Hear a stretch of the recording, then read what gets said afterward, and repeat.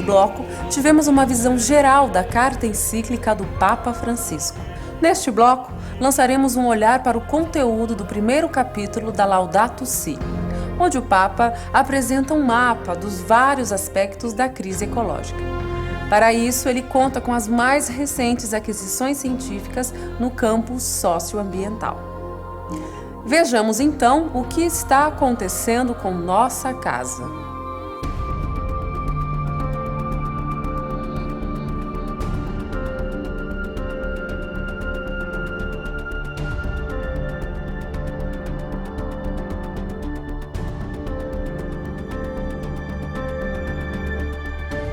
Ao olhar a realidade, que é o ponto de partida do Papa Francisco na sua carta Laudato Si, ele diz que nós temos fenômenos que são de poluição do espaço em que nós vivemos, fenômenos que são também de geração de quantidades cada vez crescentes de lixo, de restos dos produtos que nós usamos e muitas vezes inclusive descartamos sem necessidade.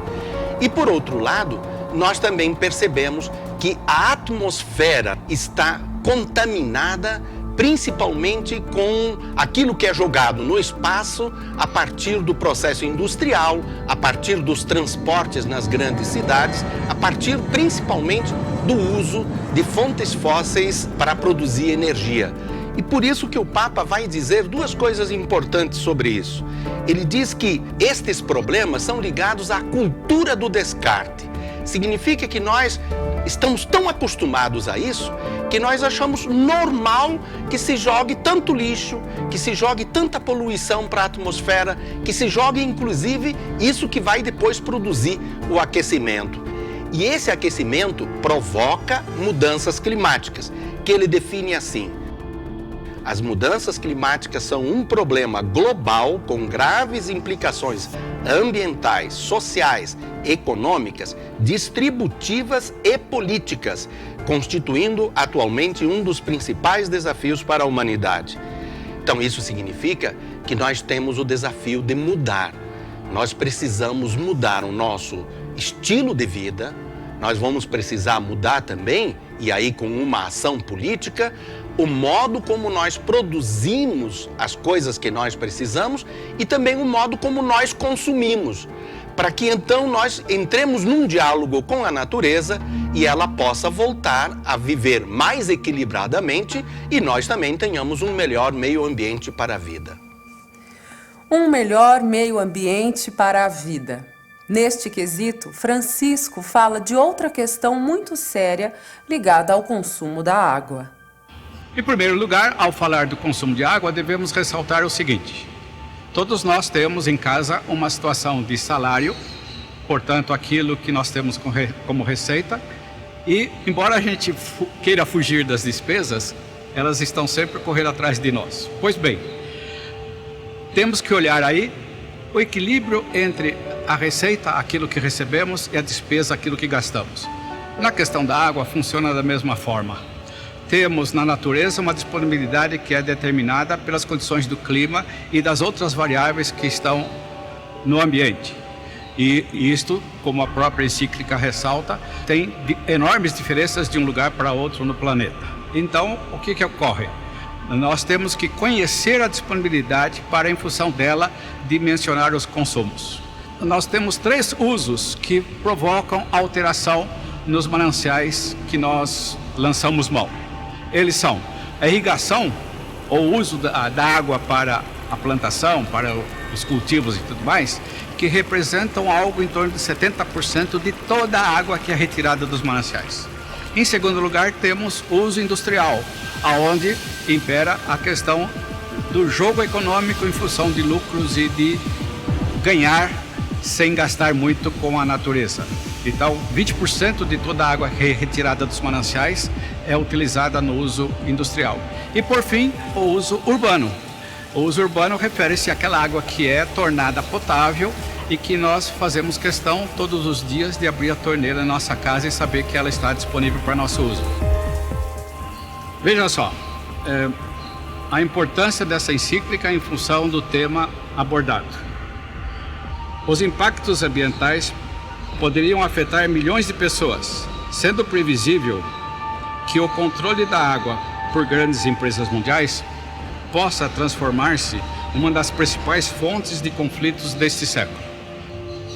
Pela encíclica, fica muito claro a necessidade da construção de uma consciência crítica a partir de percebermos os problemas que estão à nossa volta, que é o passo mais longo a ser trabalhado nessa mudança de atitude, para em seguida termos a possibilidade de observar, controlar, conhecer e respeitar e defender o ambiente em que nós vivemos. E um dado que pode ser terrível, ainda no Brasil, por volta de 70% dos leitos hospitalares são ocupados por pessoas que estão ali em função de doenças de vinculação hídrica. As diferenças de acesso estão associadas especialmente à questão econômica que está e anda junto com tudo isso que nós estamos falando. A natureza a gente tem que cuidar. A água também a gente não pode gastar, porque senão a gente não consegue viver sem a água. Outros aspectos graves da crise ecológica lembrados pelo Papa estão relacionados com a perda da biodiversidade e a deterioração da qualidade de vida e degradação social. O Papa fala de coisas fundamentais. Ele fala sobre quanto é importante a conservação das espécies, mas não só pela própria espécie, por uma espécie ou outra, mas mostrando que todas as espécies interagem, elas fazem uma grande teia. E cita, inclusive, ambientes que são fundamentais para a manutenção da qualidade de vida e da vida humana na Terra, como as florestas tropicais e os oceanos. Ali, não só há um conjunto enorme de espécies, mas há um conjunto de processos biológicos que, sem eles ou com eles comprometidos, a vida na Terra vai ficar muito mais complicada ou mesmo ameaçada. Mas o Papa é sábio e nisso a encíclica é genial, porque ela mostra que não é só por causa desse utilitarismo. A gente não devia conservar a biodiversidade só porque a biodiversidade é útil para a vida humana. Mas o Papa fala da beleza que essa diversidade da vida tem. E fala também do direito que nós não temos de destruir essa biodiversidade. Ele diz claramente aqui: entretanto, não basta pensar nas diferentes espécies apenas como eventuais recursos exploráveis, esquecendo que possuem um valor em si mesmo. E depois diz, falando sobre a possibilidade de destruição dessas espécies, ele diz claramente: nós não temos o direito de fazer. E ele traz principalmente um conceito importante para nós, que é a dívida ecológica, que os ricos têm para com os pobres. Todas essas dificuldades que passamos advêm de uma relação de desigualdade. O Papa diz que, especialmente sobre os mais pobres, fracos e vulneráveis, recai todas as consequências da degradação ambiental, que muitas vezes nesses debates internacionais ou nos espaços que convivemos é dominado pelos interesses dos mais poderosos. Por isso precisamos ter a consciência que somos uma única família humana e também que não podemos globalizar a indiferença com o outro, especialmente os mais fracos e oprimidos.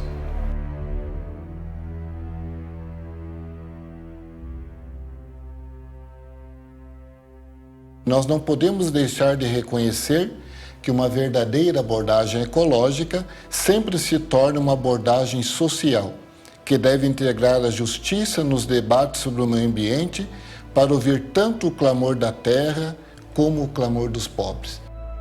Uma outra dimensão importante é o enfrentamento da desigualdade entre países. Existe uma desigualdade entre os seres humanos muito explícita, percebida nas diferentes sociedades, mas também existe uma desigualdade entre os países que precisa ser enfrentada com decisão, com coragem, para que a justiça social e a justiça ambiental se faça cada vez mais presente. Basta, porém, olhar a realidade com sinceridade para ver que há uma grande deterioração da nossa casa comum.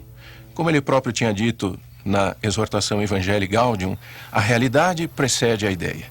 Nós não podemos ficar debatendo como se fosse um diálogo de surdos, ideologias apenas, que um defende a tecnologia defende o mercado e a outra defende algum tipo até mesmo de ambientalismo romântico. Temos que olhar para a realidade, pensar num diálogo dessas posições. Nessa encíclica há uma proposta de diagnóstico, de constatação dos fatos e, ao mesmo tempo, uma contribuição da Igreja, a partir de seu magistério social, para esse debate que irá se prosseguir, com certeza, nos próximos anos. Vimos neste bloco um quadro geral da situação ecológica do nosso planeta. Talvez não haja muita novidade naquilo que vimos aqui, mas uma das preocupações do Papa Francisco é exatamente essa: o perigo de estarmos acostumados com os problemas ao nosso redor e de nos acomodar, sem fazer esforço algum para melhorar esta situação no cuidado de nossa casa comum.